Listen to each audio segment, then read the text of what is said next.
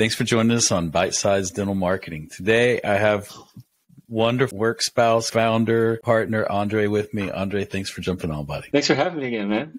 I sit 3 feet away. You can jump on every day. Today, we wanted to talk about 3 things that you can start doing to make your marketing more effective. And Andre, they're going to be simple. It's going to be shockingly simple, but these are things that almost no practice does well, right? Yeah. So I think for context, I first want to say that when people think about marketing, they think about ads, they think about the website and their SEO. But I think the first thing they have to remember is that everything that you do is marketing. Every time you're engaging with the patient in any way, that's marketing because you're setting the tone to the engagement on what they can expect when they engage with your business. So marketing is not just your ads out there. It really is everything that you do. So with that in mind, I would say that the first thing you can do to make your marketing more effective today is sound excited when somebody calls, when a new patient calls. So often when we listen to phone calls for the practices, we hear people just sound annoyed or interrupted and just not in a particularly good mood. If a patient calls and says, "Hey, are you guys accepting new patients?" Say yes. "Oh my gosh, I'm so happy that you called." Because people want to feel wanted, and we don't hear that enough. No, and even another thing that we're hearing more and more of is I'll be finishing a conversation over here when I pick up the phone. And the first 6-7 seconds of the conversation is me finishing up this other conversation. Like, I think it's just unprofessional and it's rude. I like the way you said that. I think that offices should be excited to get a new patient call. And that if you listen to your new patient calls and they're not, that first impression really sets the tone for the engagement through the call. And it just gets me excited when someone's excited to talk to me. My first job out of college, I used to work at an insurance agency. And my old boss would make me physically smile on the phone before I picked it up. Like, I had to make an actual smile because you can hear that on the phone. And I think it's a small, silly thing, but people can tell. Number 2, and again, this is going to feel silly, but you have to be on top of your emails and your messages. And what I mean by that is most practices out there have a website contact form, but too often we see complaints from patients that they emailed the practice and nobody got that back to them.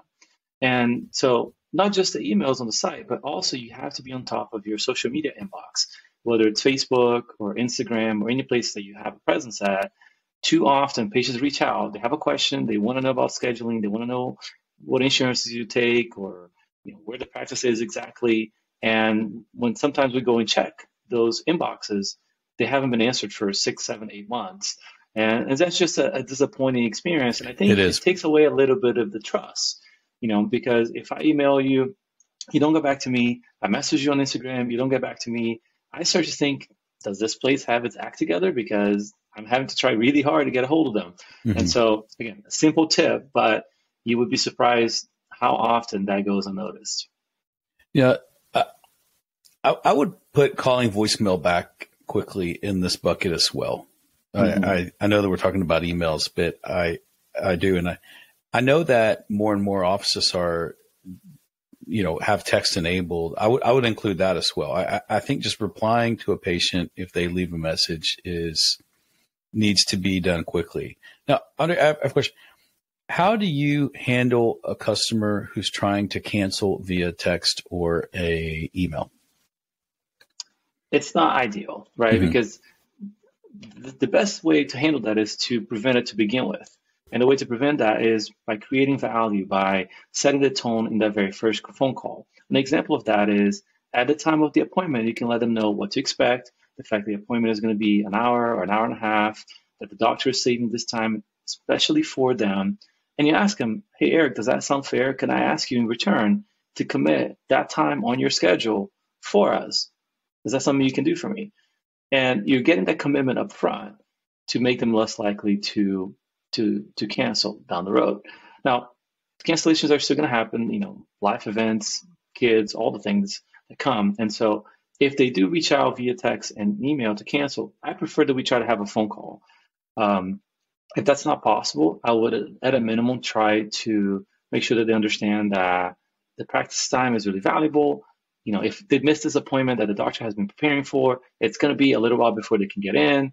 we really want, make sure that they get their time because the doctor's been looking at their chart and, they have some concerns they want to discuss if there are those things, right? But I think it's letting them know that our time is valuable. And if they miss this appointment, it might be a little bit of time before we can see them again, assuming that they're an existing patient. Now, if it's a new patient, it's a little more difficult because you don't have that relationship yet. But this might be a good segue for my third tip, but I want to see what you think about this first. No, I like it. I think that when we have offices that have cancellation problems, it inevitably starts with that very first phone call. Yeah, setting the tone of the relationship, making sure that they know that this is the time and that the doctor is excited to see them and that this time was set aside for them. And that, a cancellation is a very big deal. We have very few. And when they happen, something must be terrible wrong. And I find that the offices that set good expectations up front have significantly lower cancellations across the board. The other thing about cancellations I feel becomes self-fulfilling prophecy is when you start calling patients moving their schedule around, they now feel empowered to move your schedule around. So I don't like doing that. But today's not about cancellations. That's a whole nother topic. What were you going to segue into? My third tip is, and I've only seen a few practices do this, but the results are phenomenal. We had a practice, Dr. Porfirio, that every time she had a new patient on her schedule, the day before, she would look at the schedule the following day, and she would personally call every new patient, try to talk to them, let them know that she's excited to see them. If she didn't get a hold of them, she would leave a voice message saying, "Hey, this is Dr. Porfirio. Looking forward to seeing you here." She would review the notes that the front desk would put in their new patient appointment. So she would make comments around the fact that they're looking at veneers or they're looking at implants, whatever the case may be. But she made it such a personal experience that, if nothing else, people felt bad about canceling because the doctor called ahead of time to make sure that you were coming. And not only that, it is such a unique experience that I think it sets the tone for the engagement between that patient and the practice that this experience here is not what you may have had in the past at another office. We are different.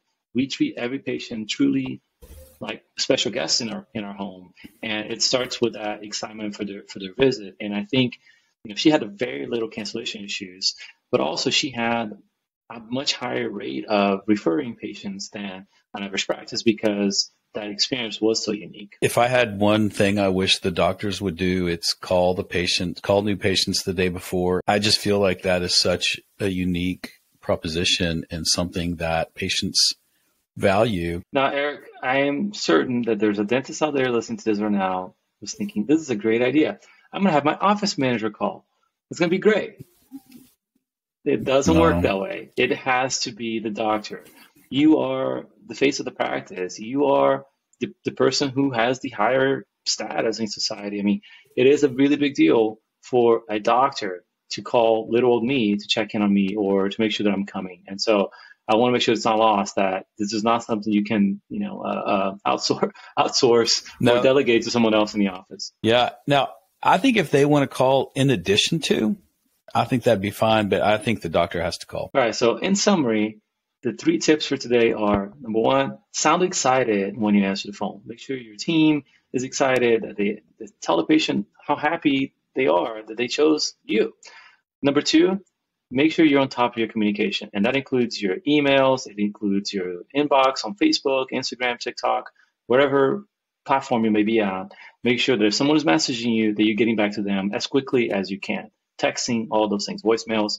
And number 3, and this is a little bit of a bonus because we know it's harder to do, but if you can call your new patients the day before, letting them know that you're excited for them to come to the practice, that you're looking forward to see them, because you looked at their notes, what they're here for, and you've been thinking about them, you're going to have a much better success rate with your marketing because now every patient that comes from online or from your ads or what have you, have the opportunity to have this really unique experience and turn into tens of referrals. And so those are the 3 communication tips we think really make an impact at marketing.